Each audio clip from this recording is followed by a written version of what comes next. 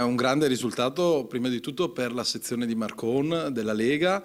Io ho portato molto volentieri l'istanza e la candidatura di Nadia, ci abbiamo creduto fino alla fine, il risultato è un risultato inaspettato che ci dà veramente tanta soddisfazione e auguro in presenza di Nadia tante soddisfazioni per questo incarico. Grazie. Un risultato che è arrivato con grande sorpresa per Nadia Pizzol, 65enne di Marcon, eletta al Senato grazie al collegio plurinominale.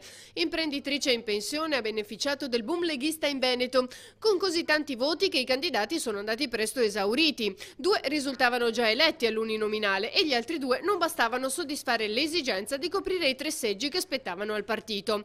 E per Pizzol è arrivata la bella notizia. Mi sono sentita con molta responsabilità, soprattutto perché bisogna mantenere le promesse e siamo tutti, non solo io, ma anche tutti gli altri che sono stati eletti, fortemente motivati a portare avanti le istanze del Veneto e degli italiani, perché vogliamo ritornare come quelli che eravamo una volta. Vogliamo che i nostri giovani continuino a sperare, che i nostri figli continuino a sperare in un futuro.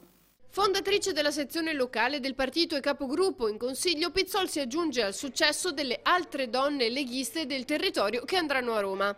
Siamo abbastanza donne, sono veramente contenta, ci troveremo bene, lavoreremo in sinergia, prima per portare avanti l'autonomia del Veneto, che questa è una delle cose più importanti, direi, che dobbiamo fare per poter realizzare e concretare veramente le istanze di autonomia che sono venute dal territorio, come si è visto il 22 di ottobre e che io ho sempre sognato.